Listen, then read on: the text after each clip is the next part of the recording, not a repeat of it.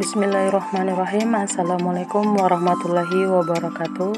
Perkenalkan, nama saya Nadiana dengan NIM C1F1190086. Dalam video ini saya akan menjelaskan apa yang sudah ibu dosen berikan tentang materi cara mengolah jurnal. Tapi sebelum itu saya akan menjelaskan sedikit materi awal yang dosen jelaskan tentang beberapa aplikasi, yaitu aplikasi Grammarly, Mendeley, Translator. Yang pertama yaitu Grammarly.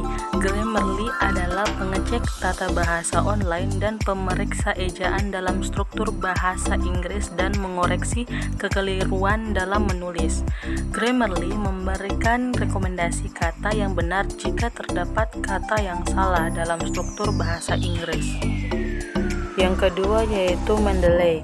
Mendeley merupakan aplikasi gratis yang dapat dimanfaatkan untuk mempermudah penulis dalam membuat citasi. Beberapa manfaat atau kegunaan dari aplikasi Mendeley antara lain mampu mengolah daftar pustaka secara berurutan.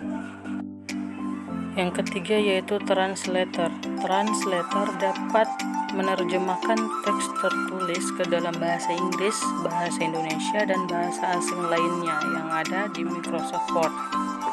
Ketiga aplikasi tersebut adalah aplikasi bantuan dalam penulisan karya ilmiah. Selanjutnya saya akan menjelaskan cara mengolah jurnal. Dalam mengolah jurnal, ada beberapa langkah-langkah yang harus dikerjakan, yaitu yang pertama, menentukan judul penelitian yang ingin kita teliti. Dalam pembuatan judul jurnal harus jelas agar pembaca lebih mudah mengetahui inti dari jurnal penelitian kita. Yang kedua, mencari referensi jurnal agar mudah menyusun isi jurnal. Ada beberapa referensi jurnal, yaitu melalui situs web, salah satunya yaitu situs web ScienceDirect.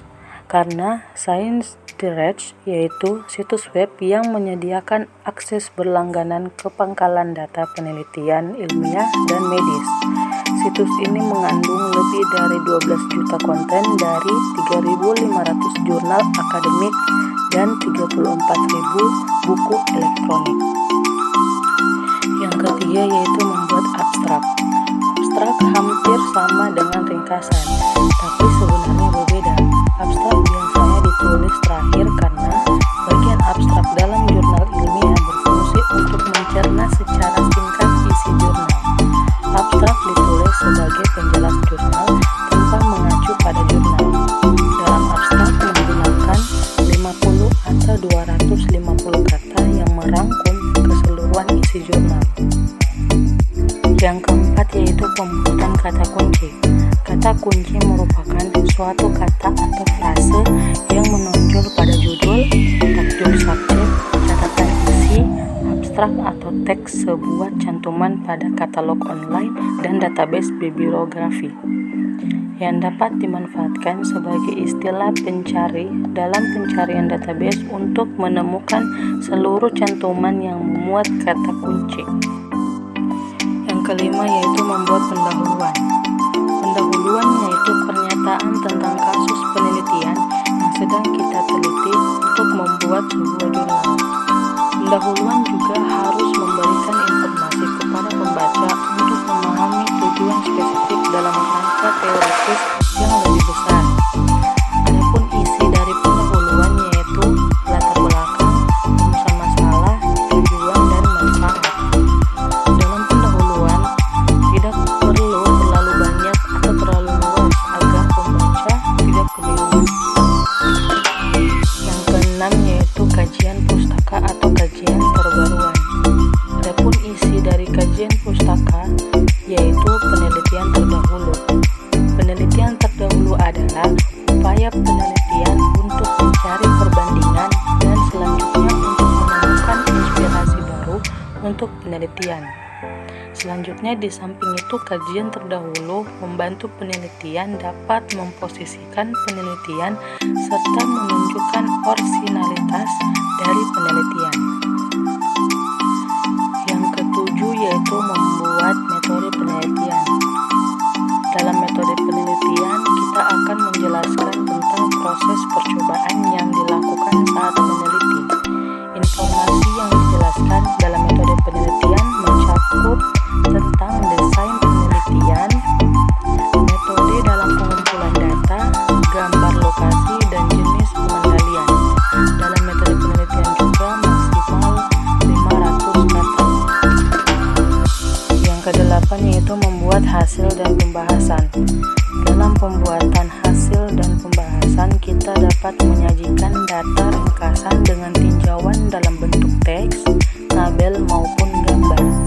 Dalam hasil dan penelitian dapat digambarkan secara komprehensif, singkat, padat, dan jelas. Selanjutnya yang kesembilan yaitu membuat kesimpulan, yaitu pernyataan singkat tentang hasil analisis, deskripsi, dan pembahasan tentang hasil penelitian yang dilakukan sebelumnya. Kesimpulan berisi jawaban atas pertanyaan dari isi penelitian dan ucapan terima kasih. Dalam pembuatan kesimpulan juga memuat 350 kata. Selanjutnya yang terakhir yaitu membuat daftar pustaka. Bagian daftar pustaka merupakan kumpulan dari nama-nama literatur yang kita gunakan dalam penelitian sebagai referensi dalam pembuatan jurnal. Dalam pembuatan daftar pustaka, saya juga biasa menggunakan aplikasi Mendeley agar memudahkan dalam menyelesaikan jurnal.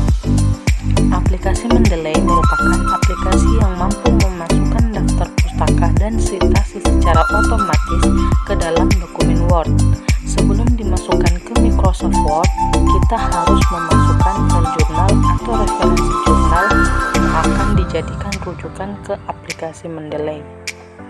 Mungkin itu saja yang bisa saya jelaskan dari pemahaman saya tentang penjelasan materi dari Ibu dosen. Kurang lebihnya mohon dimaafkan. Wassalamualaikum warahmatullahi wabarakatuh.